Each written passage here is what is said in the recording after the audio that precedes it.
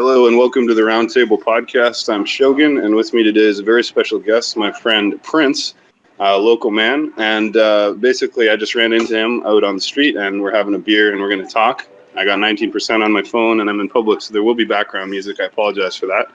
I'd like all you guys to speak to this gentleman and ask him whatever questions you want. So, Prince, this is the Roundtable. These are some of my good friends. I want to say hi and tell them a bit about yourself. Hello. Yeah, my name's Prince, and right now I'm at Osborne Village, and we're just doing an interview. And apparently you went to find out for some information, and I'm lovely to share it. Right. So tell us about yourself. How long you've been in the city?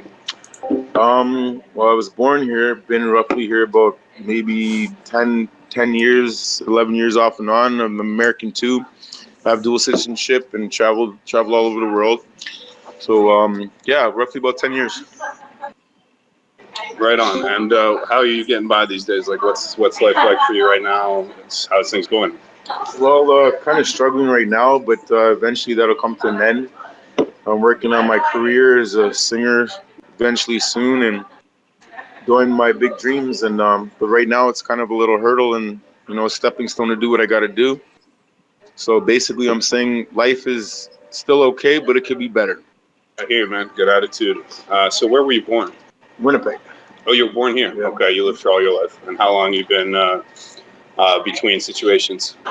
I was homeless for years, like a couple years here and there, off and on.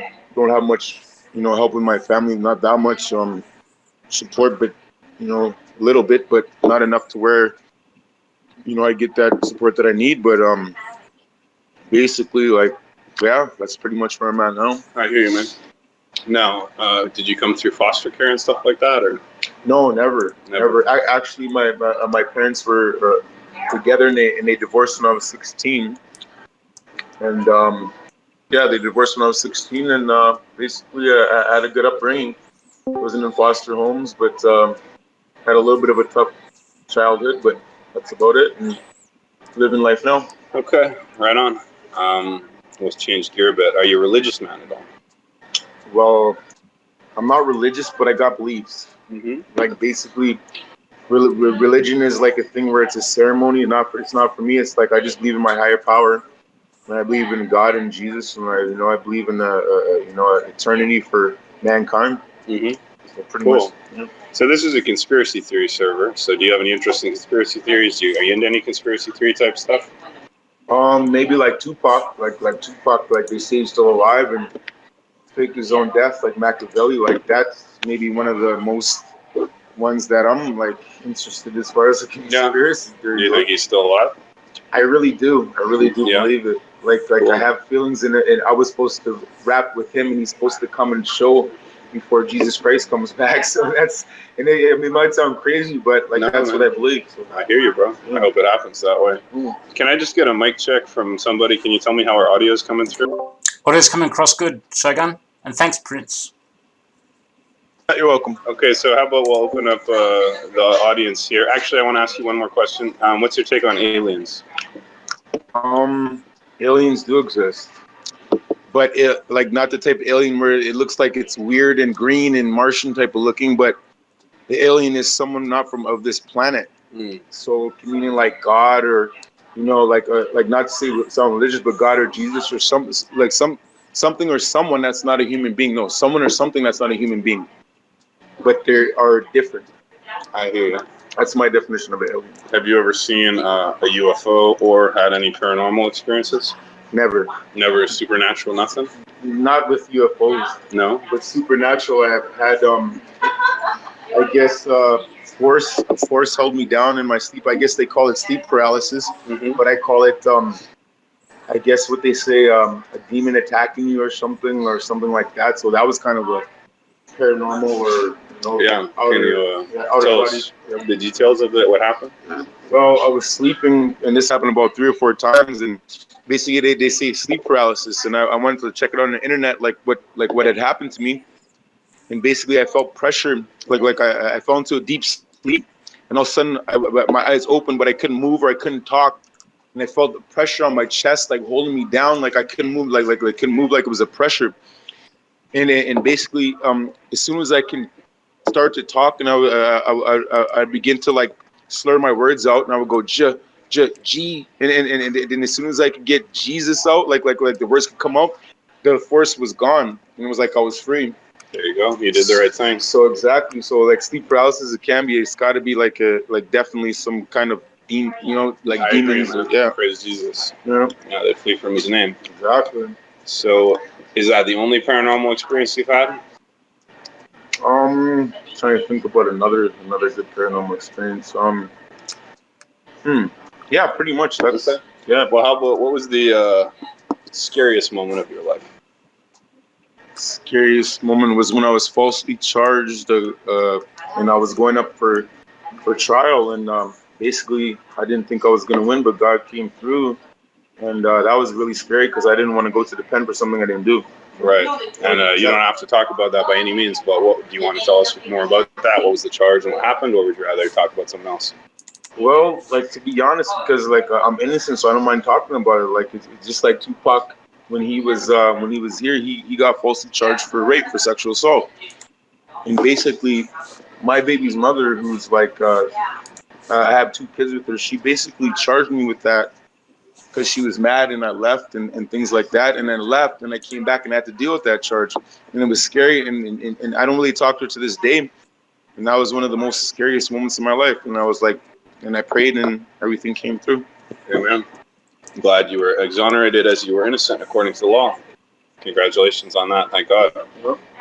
Have you been to the pen before for other things? Never, but I've been to jail. I've been to, I did provincial time for like small stuff, like maybe like some fights and different things and breaches and small things of that nature, a couple domestics with my ex. But as far as that, never been to the pen, but heard stories. Yeah, weird. Okay, so I'm going to turn this over to the audience to ask questions. Before I want to ask you 2 more questions, though. How old are your children? I have 2 boys, 16 and 6, and they're very beautiful young gentlemen. Are you still in touch with them regularly, or? No, I'm not actually. That kind of hurts me because my baby's mother actually have full custody, and I don't get along with neither of them. So one of these days, like we reunite or unite, I guess you could say, and we'll just live on life and see what happens from there. I hear you. So last question, what would you say is the happiest moment of your life? Happiest moment of my life, I'd have to say, was when I had my kids, I guess. Like I can't think of anything more that made me more happy. Right. As far as like, and then right now that I know I could sing and do my career, what I want to do. So I'm going to turn it over to the audience. I've got speakerphone on. I'm going to mute myself. I'm going to go order another beer. So if someone's going to ask a fairly long question or just talk to Prince for a minute, and I'll be right back, and then I'll let him answer, okay? So I'm going to go. You guys ask the question. By the time I get back, I should unmute him, and he can answer, okay? So go ahead and ask a question, somebody. Yeah, I have a question here, real quick. So the question that I have is, I know where you are is really cold. So, how do you deal with the cold? How do you, like the I'm harsh sorry, weather? Mick. For some reason, you're not coming through loud enough for us to hear. I'm not sure why. Let's try one more time. Yeah, I can speak a little bit louder if you want, closer to the mic too. So I was asking, knowing how cold where you live is, how do you handle it? How do you survive? What are your techniques? Okay, sorry about that. We got to get Mick to repeat the question one more time. Well, no, it'll be better to do it this way. So go ahead one more time, Mick. Sure. So what I was saying is that knowing how cold where you live is, how do you survive it? Like, what techniques do you use to survive the harsh winters and the harsh cold? How do I speak? You just press. Oh, you're open now. You just got to turn off the mic, so you can reply. Yes. Well, basically, I'm from here, and I still hate the cold. But it's just basically like there's bus shelters. They're heated. I guess there's there's restaurants you could go in. You know what I mean? Even if you're not have money, like that's pretty much what it is. Like that's the law for Canada. It's super cold here, and it's just like an unforgiving winter. But it's basically like I was made for it, but I still hate it though. But basically anything to survive, meaning like hand warmers, mitts, tubes, gloves. You know what I mean? Just things of that nature. Thanks, Prince. And thanks for the question, Mac. Bear with us as we handle this microphone switch. Does anyone else have another question for my friend here? Just give 3 seconds and then ask your question. Hi, Prince. It's Ainsworth here. I wanted to know, considering you're out on the streets and a lot of people throughout the world live on the streets, would you say that your situation was circumstantial to, say, choices being made, or was it an unfortunate event? You don't have to elaborate too deeply. I just find myself in a predicament where if I didn't get support from family, I could end up like being in a similar situation. So that's why I asked that question.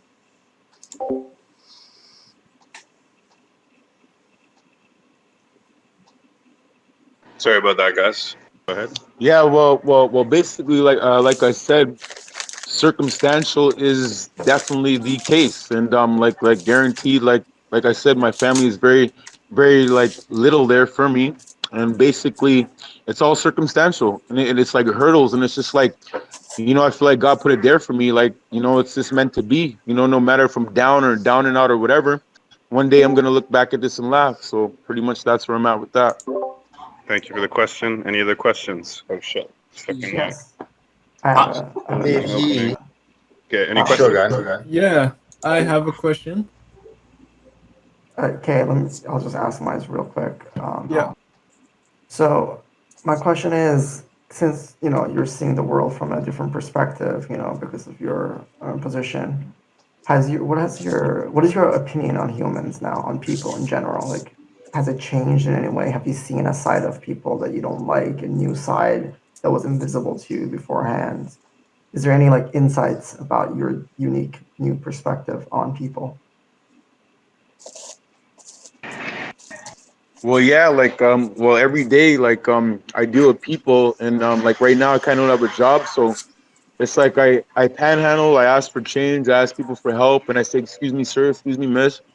Like most people are nice and they respond, but there's some people that just like say rude comments, like go get a job, don't answer you, make it hard. You know what I mean? It's just like people are people, but there's really nice people and then you got people that are not so nice, and then you got in between like people that just don't understand, but it's just like don't know. But there's definitely 3 kinds of people. There's a monster, there's nice, and there's in between. Thanks, Prince.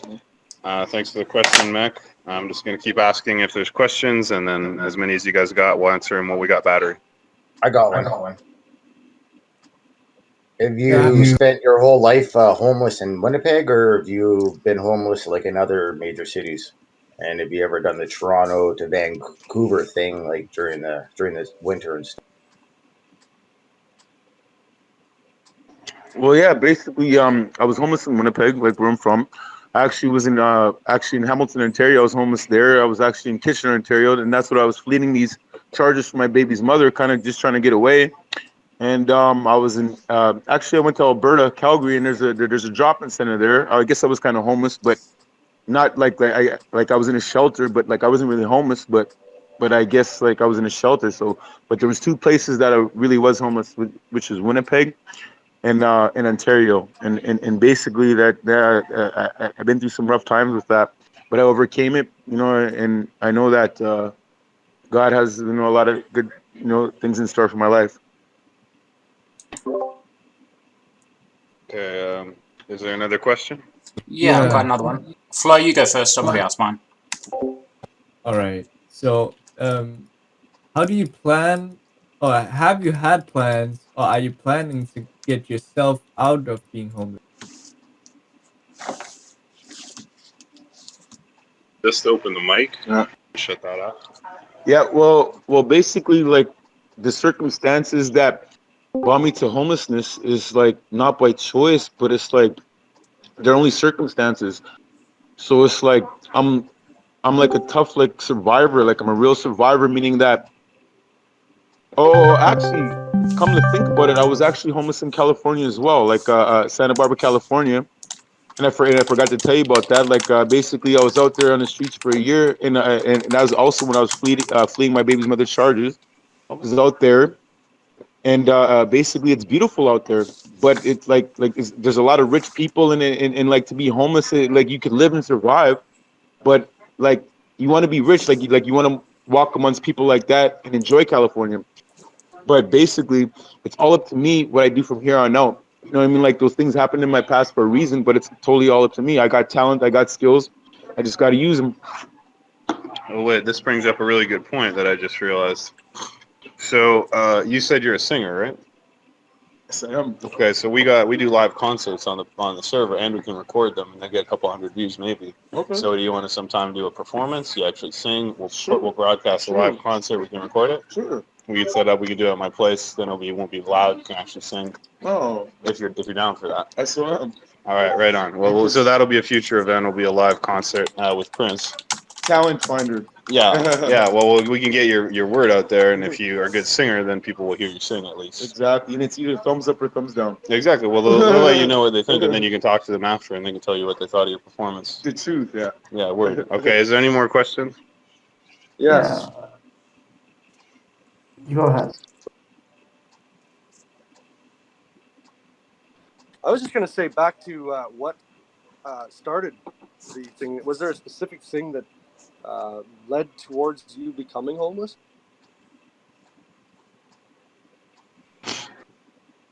Well, basically, to be honest, like I was at a place there, and I dealt with a couple slumlords and stuff like that, and I was on a system of welfare, and basically, it's like hard to get another place, like unless you have like a lot of money. So basically, there were situations to that, like I didn't want to live there. My family wouldn't help me, wouldn't even give me a place to stay. Basically, like I'm on my own. It's like I'm fighting and surviving every day by myself. Like when people got their parents, they got family like to help you to run, even to go sleep. I can't even go sleep at my own family's house, which is pretty sad. So, but I don't want to interrupt. basically, yeah, like Hang tight. it's a bad situation that I think I'm a real survivor, and that it's making me tough and strong mentally, emotionally and physically. So basically, You are. I don't want to. like I'm gonna start working out and singing and doing my career.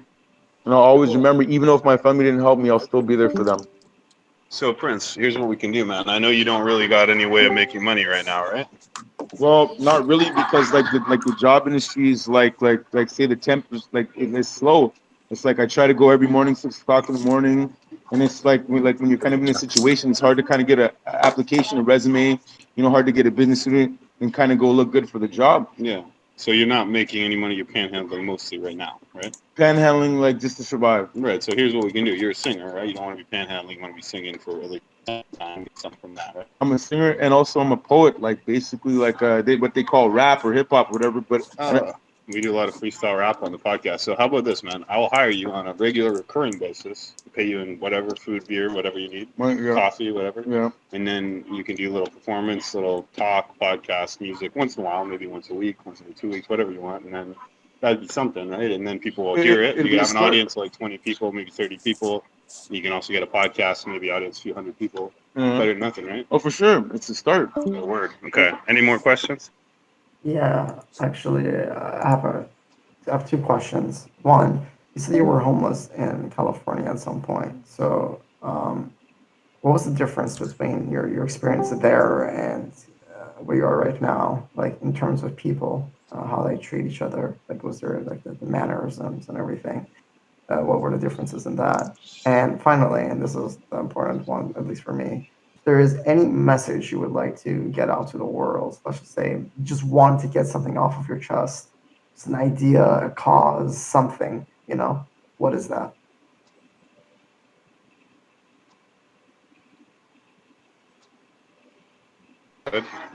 Well, basically, the difference between California and Winnipeg and Ontario is the cold. The temperature definitely has a lot to do with it. People there, where I was, which was Santa Barbara, California, that was it's a really rich area. Like it's like a lot of rich people live there. You got Oprah, you got, you have what's his name, Evander Holyfield. You have a lot of rich people. It's California. So basically, it's like you would think that people like they're rich and they want to give. Not really. You know what I mean? Like I've had more people give here in Winnipeg, in Hamilton. You know what I mean? And they're like working class people. They have debit cards. They got bank cards. You know what I mean? They're just everyday people. And excuse me.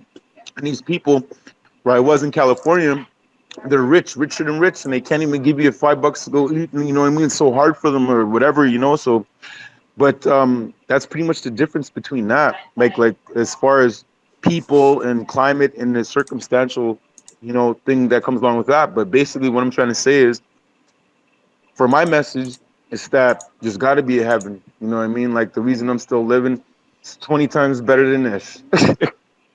Thank you. Well said. Any more questions from the crew?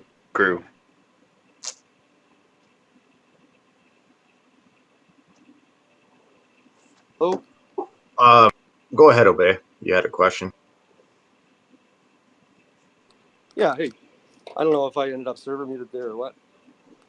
I didn't want to interrupt, but I saw where he was going.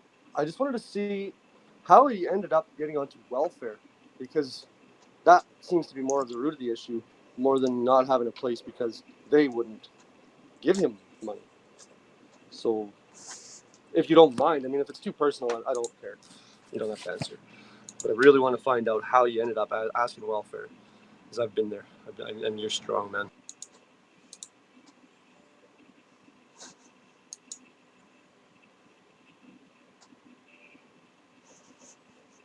Okay, go ahead. Yeah, basically, I don't mind like answering questions because that's my life. It's reality. So basically, like I've been on a system for roughly about 10 to 12 years. I have, like physical problems. I have like, bladder problems. I have things that when you look at me, when I'm walking, like you never think I have these problems, I went through depression. I went through different things. Like I said, with that false charge with my baby's mother, that really hit me hard. And like that's some real stuff that happened in my life. So it's like, yeah, it's definitely like circumstantial. Like the welfare has a lot to do with it. Like basically, if I could work, I could work. Or if I have like, some stardom or some fame, let me in. You know what I mean? I got talent. I'll show you what I got. You know what I mean? I don't mind doing this right now. Like I'm saying, talking to people, I don't know who you are, but I don't mind it. So basically, once that like bigger doors open, then I'll look back and say, oh yeah, I'll laugh at the welfare situation. You know what I mean? Like it was, I've seen people that like such good looking people, like even good looking women.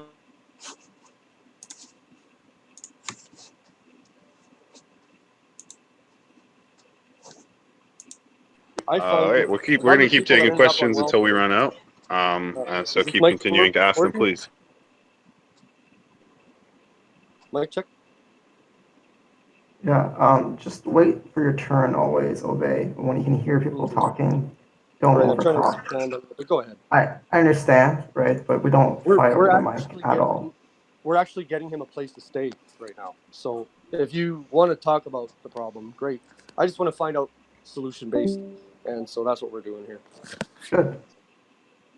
But go ahead, you guys can ask some questions if you want. Yeah, I still have my question. I don't know if you answered it. I didn't hear an answer to that. What is if there's an important message you want to get out to the public or to us, or just want to get something off of your chest, something that you really want to You got say, milk? by all means, please go ahead and say it. If there is such a thing. Did you get money from Okay, go ahead. Well, this is what I gotta say is that there's some things that never interest me in life. Like basically, as far as like what I want to do, want to become, or who I want to become involved with. But all of a sudden, like I just started having an infatuation with bikes and motorcycles, and I really respect because I know some people like the Hell's Angels Motorcycle Club, and really like the reason behind it is like I did some research in it, and there's like members all over the world, like Brazil, Chile, and I wondered why did they join? And this one guy said he joined because of brothership, because of a righteous cause, and I'm like, and it intrigued me a lot more, and then I was like, wow, like that's very intriguing. At first, it was like I didn't like, I was like, oh, it's not for me. I was like who cares, whatever. But it's like it intrigues me. And then to send out the big last message is that Jesus and God is for real. Heaven and hell is too. And heaven's got to be way better than this. No doubt about that, my friend. So I'd like to ask you a question now. So you're telling me that you have some involvement with the Hells Angels? The 88? The 88, right? Oh, yeah. Yeah. Yeah. So tell us about how you got involved with the 88. What was the extent of your involvement? I'll get another beer when the guy comes back. Yeah, tell us about the 88. So good to speak. Yeah, you can talk now. Yeah. Okay. Well, basically, I met some good people from Ontario. Like when I was over there, some good HAs there, and basically they're good people. Like they're just nice, good people, and just righteous. And then people are saying, oh, these guys aren't so tough or whatever. Like this, people like that stands for a righteous cause. They are tough, and they are there for a reason. And basically, like I'm from Manitoba, and I met maybe about a couple guys that are close in connection with the Manitoba chapter. Basically, I'm from here, and my dad's from New Jersey. There's also a chapter there. You know what I mean? California, where I came from, there's Frisco, there's chapter there. It's beautiful guys. I look at these guys like, whoa, you guys are something else. And not just because you're handsome or whatever, or you're cool or whatever. It's because what you stand for. Like there's something greater in the midst of it. So I want to keep asking about this. So tell us about what's like. Did you prospect like Zigzag Crew or anything like that? I didn't. Did you prospect Zigzag Crew? No, I didn't prospect or become a prospect or anything like that. But I know some good people from here, and I actually just met some actually good people here. That are family. With the Hells Angels, and basically, it's intriguing me more. And people like I met this one guy I was panhandling one time, and he took me for a ride, and he took me to this biker's house, and he's showing me the filthy few of these people. I'm like, why is he doing this? You know what I mean? Like it's got to happen. It's got to be for a reason. So basically, it's just intriguing me more, and I want to explore like how I would feel. You know what I mean? If I was to, join the brothership. You know what I mean? And just basically, still serve my God and Jesus, and make something very special out of this. And plus, that jacket is really hella cool. I looked at that, and I see these guys like riding 20, 30, 100 deep on bicycles. Like freaking, yeah, it's like, yeah, you don't want to mess with us, man. But we're nice, we're nice people though. Just don't F with us. Well, you want to know why I love the motherfucking HA? You want to know why? Why? You keep the goddamn cartel out. That's why. Yeah. Because the cartel can't move in as long as the HA is there. Of course. The HA is protecting us from the cartel. They also keep the crime under control in their own neighborhoods because nobody fucks the HA neighborhoods because you don't know who you're fucking with. Exactly. So as long as the HA around, no crime. Basically, they sell drugs, whatever. Yeah. Everybody likes drugs. They eat, and survive, but in a good way. Yeah. Actually, they make people happy. Yeah. So tell us. Sorry, please go ahead. Yeah, they serve people. It's like there's a lot of people that do drugs. There's a lot of people that eat food. There's a lot of people that get drunk. There's a lot of people that prostitute themselves. But there's a lot of people that do drugs, and there's a big drug industry. And these are the people that made it possible. It's like I remember meeting this guy. He was my landlord, like I said, from Ontario. And I don't want to be a name dropper, but he's a good brother. And basically, he was like. I was like, you guys are good guys, and you guys are good guys too. He was like, you don't even know. And I finally, to this day, understand what he was talking about. So did you ever get to go to any parties, like clubhouse parties, chapter house parties?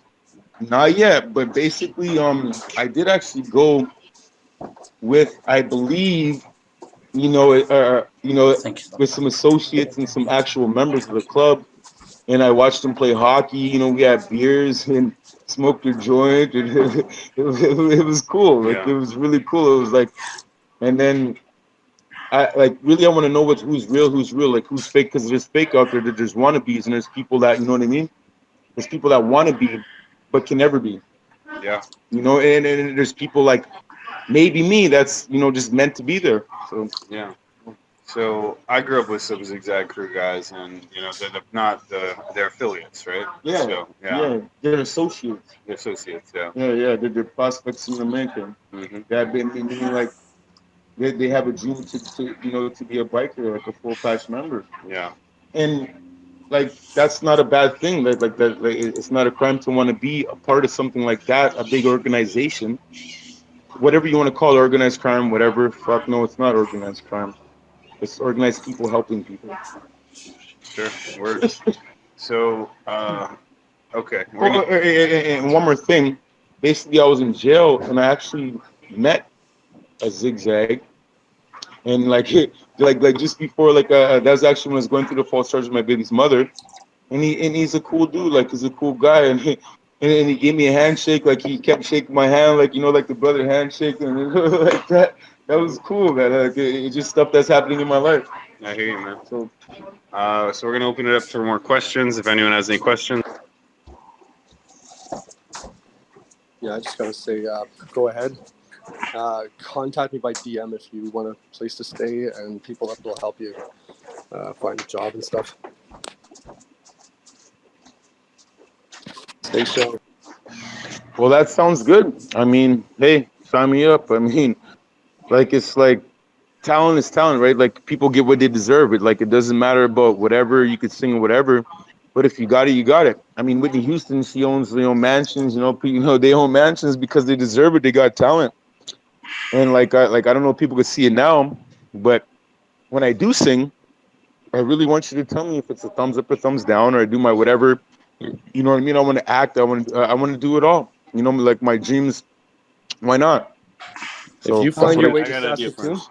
Would you have a few beers with me, and me and you will do a freestyle rap battle? I'll rap, you rap. well, It doesn't have to be like a battle, but we'll rap. If you rap, if you'd rather sing, we'll sing. We can do it all, man. Like, if you rap, you can rap. You sing. You can well, sing. what we could do is Podcast. What we could do like a little couple notes sing. Sure. No, hey, it's up to you, man. I mean, it's up to you. I mean, but we could also do we could also do the poetry. I could say a couple things, but Do you got a poem for us right now? Freestyle or recorded, memorized poem? Okay. It's like this. Here, take this. It's slam poet, this shit. Okay, it's only maybe one of the reasons I'm living this day, because Pac is still living. It's like Jesus Christ is the true motherfucker. He got everybody pissing. Yeah, you're on the milk cart missing. Your dead body can't be found. You're under the skirt. You're on some fag shit, plus you're under the ground. I'm the king in the crown. Dirt and no snow. But it's cold in this motherfucking Winnipeg. You better know. Word. Fucking A. A right. It is cold in this motherfucker. Any more questions? Yeah. Is he okay with physical labor? You damn straight I am. Basically, like they used to call me Spider-Man because I was a roof and laborer and I would be like Spider-Man. You know what I mean? There's a couple times I worked for this guy Cash. He didn't pay me, but it doesn't matter about that. Like I can work. I can do it all. Like I have a physique of a god, I guess. Oh yeah, for sure. Oh, for sure. Like Same size, same fucking height, same weight. exactly. And basically, like I don't want to sound whatever, but like I won't mind to do modeling. I won't mind, like I said, modeling, singing, acting, so-called rapping, whatever they call it, but poetry. But I could do it all. I could lift 100 pounds all day. I could lift 200 pounds all day. I could be a male gigolo. I could do whatever. But labor is no problem. And to say, if you're looking for a male gigolo, I can hook you two up, or you could both become our first roundtable male gigolo. Look out for the roundtable Marilyn escort Monroe. service. We'll be providing Prince. He'll be Okay, out. Marilyn Monroe. Yeah, word. All right. Any more questions? I'll have one more. If that's Well, okay. I was gonna give him a job there. He can go to King's Transfer or AMJ Winnipeg, and you could probably get a job like right off the hop.